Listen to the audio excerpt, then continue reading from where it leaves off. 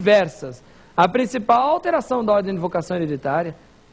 Hoje em dia estabeleceu-se a concorrência do cônjuge com os descendentes e os ascendentes. Isso não existia no Código Civil de 16.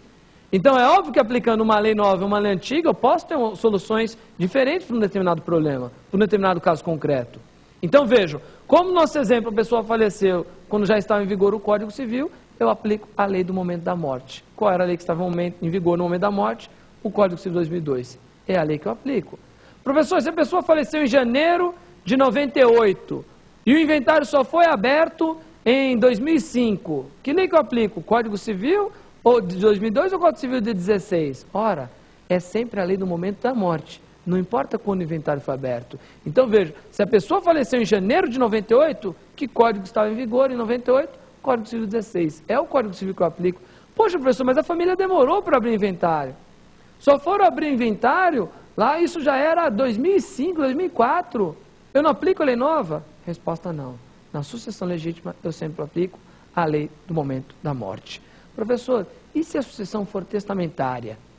A pessoa foi lá e deixou um testamento. Que lei que eu aplico?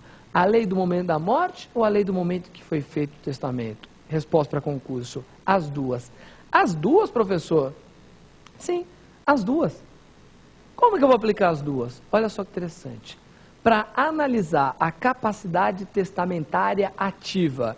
O que é capacidade testamentária ativa? De quem está fazendo o testamento. Verificar se a pessoa já tem idade para fazer testamento ou não, se tem discernimento.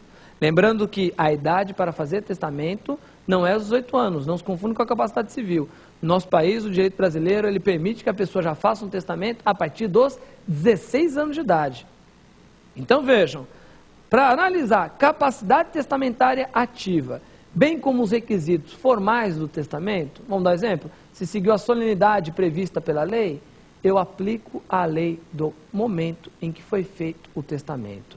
Então olha só que interessante, para analisar capacidade testamentária ativa e requisitos formais do testamento, deve ser respeitado, deve ser observado a lei do momento em que foi realizado o testamento. O cara fez o testamento em janeiro de 98. Eu olho o código que estava em vigor naquele momento, Código Civil 16. Faleceu só em 2008, professor? Não importa. Para analisar a capacidade testamentária ativa e requisitos formais, lei do momento que foi feito o ato. Professor, e para analisar o restante dos requisitos? Para analisar capacidade testamentária passiva, bem como os requisitos materiais do testamento, eu devo observar a lei do momento da morte. Então veja como as respostas não são simples. Na sucessão testamentária, falei em capacidade testamentária ativa e requisitos formais, lei do momento que foi feito o testamento. Falei em capacidade testamentária passiva, ou seja, de quem vai receber, herdeiro ou legatário, como também para analisar os requisitos materiais do testamento, eu olho a lei do momento da morte. Para por aí, professor? Resposta, claro que não. Por que não para por aí? Porque nós também temos o ponto do direito tributário e do direito processual civil que podem ser aplicados. E no direito tributário, então, qual é a lei que eu aplico? Cuidado, no direito tributário deve ser sempre aplicada a lei do momento da morte. André, o que isso quer dizer? Isso quer dizer o seguinte, que se uma pessoa faleceu, vamos dar um exemplo fantasioso, tá? Até mesmo porque o imposto que incide sobre a transmissão de bens, o ITCMD, é um imposto estadual. Então, para não restringir a um ou determinado estado, teve a justiça que passa todos os estados do país, então, para não limitar, e vamos dar um exemplo fantasioso, tá? Vamos imaginar que a primeira lei em determinado estado, instituindo o ITCMD, seja uma lei que foi criada, né, foi promulgada, publicada, no ano de 90. 1990 foi a primeira lei do TCMD em determinado estado. Vamos dar um exemplo fantasioso. Vamos supor que será a primeira lei do estado de São Paulo, instituindo o TCMD, 1990.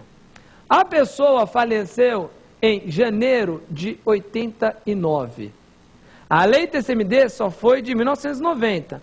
A família demorou para abrir o inventário, foi abrir em 1994 o inventário. E aí, hein? Essa família irá pagar, esses herdeiros irão pagar imposto de transmissão? Paga ou não paga? Aplico essa lei ou não aplico? Cuidado, gente. Cuidado com o quê? Qual é o fato gerador do ITCMD? Pare e pense um pouquinho. Qual é o fato gerador do ITCMD? Vamos ver como a gente tem telepatia aqui na TV? Aposto que muitos senhores responderam, a morte. Cuidado. Respondeu a morte? Cuidado. Morte é fato gerador de imposto? Ainda não. Aliás, tomara que nem escutem a nossa aula, que alguns políticos não é capaz de instituir mais um imposto. Né? É só o que falta. Imposto sobre a morte, sobre o nascimento e, sei lá, imposto para beijar, porque do resto já tem imposto para tudo no nosso país. A morte não é o fato gerador. O fato gerador é a transmissão operada em razão da morte. E nós vimos que pelo princípio da Saizine, olha a importância do princípio, essa transmissão ocorreu em que momento? Ocorreu no exato instante da morte. Então, qual que é a lei que eu aplico no direito tributário? É sempre a lei do momento da morte. Professor, mas se a pessoa faleceu em janeiro de 89 e só foi instituído o imposto em 1990, e o inventário foi aberto só em 94, essa pessoa não vai pagar imposto? Não. Porque se a lei que instituiu o imposto é de 1990, eu não posso ter no direito tributário ao efeito o quê? A aplicabilidade retroativa da lei para atingir um fato gerador pretérito. Princípio da irretroatividade. Vocês aí que assistem às aulas aqui na TV Justiça, as aulas do professor Sabag, do professor Alessandro, vocês veem, estudam essa parte da matéria. Princípio da irretroatividade. Eu não posso atingir o fato pretérito. Então, no aspecto tributário, lei tributária é sempre a lei do momento da morte. Uma família demorou 20 anos para abrir o inventário. Não importa. Sempre a lei do momento da morte. Ficou bem claro isso aqui? Professor, e no direito processual civil? E aí? Como é que eu fico no direito processual civil? Que lei que eu aplico? É a lei do momento da morte? Cuidado, gente. Norma processual, norma que eu chamo também de norma instrumental, que é o direito processual civil, eu sempre tenho aplicabilidade imediata. Então não importa se a pessoa já havia falecido e mudou a lei, não importa se o inventário, a pessoa já havia falecido e o inventário já havia sido aberto e mudou a lei, sempre quando eu tenho lei nova, lei processual nova, eu tenho aplicabilidade a qualquer situação. Quer ver um exemplo? Antigamente, somente era possível realizar o inventário e a partilha em procedimento judicial. O que aconteceu? Aquela famosa e polêmica lei 11.441 de 2007, lei essa publicada em 4 de janeiro de 2007, ela entrou em vigor permitindo o quê? Permitindo que as pessoas realizassem um inventário extrajudicial. Um inventário feito perante um tabelião de notas, através da lavratura de uma escritura pública. O que aconteceu? Alguns advogados se tocaram e falaram, opa, peraí, estou com aquele meu processo lá no fórum, está se arrastando há não sei quantos anos. Eu vou fazer, sabe o quê? Vou pedir a desistência daquele inventário judicial e vou realizar qual inventário? O extrajudicial. E aí, pode fazer isso ou não pode? Nós acabamos de falar que norma instrumental tem aplicabilidade imediata. O que isso significa? Significa que, se existia já um procedimento proposto, o advogado ele pode sim desistir desse procedimento e fazer um novo procedimento permitido pela lei.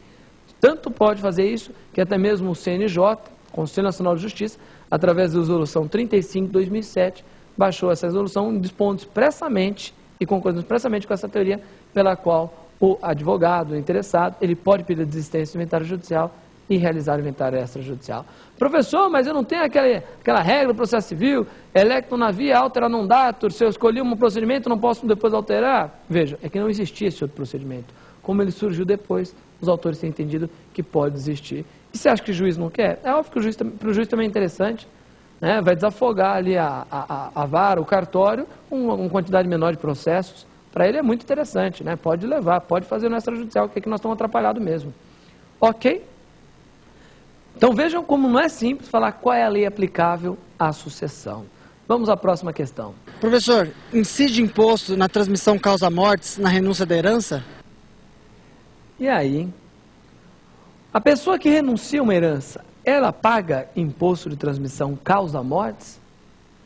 Essa resposta ela somente pode ser dada se você separar o quê? Se você separar os dois tipos de renúncia, a falsa e a verdadeira. Observe, na verdadeira renúncia, na renúncia que nós chamamos de pura ou abdicativa, aquela que o herdeiro simplesmente fala assim, eu não quero a minha parte, tanto faz para quem vá, mas eu não quero a minha parte. Retorna a parte dele ao Montemor. Que eficácia que nós falamos no primeiro bloco aqui, que tem essa renúncia? Nós não falamos que ela tem eficácia ex tunc? Por que isso ocorre? Isso ocorre porque quando eu tenho uma verdadeira renúncia, essa renúncia ela vai retroagir ao exato instante da morte, como se aquele herdeiro nunca tivesse recebido bem. Aí eu pergunto para vocês, se na verdadeira renúncia eu tenho essa eficácia ex tunc, retroativa ao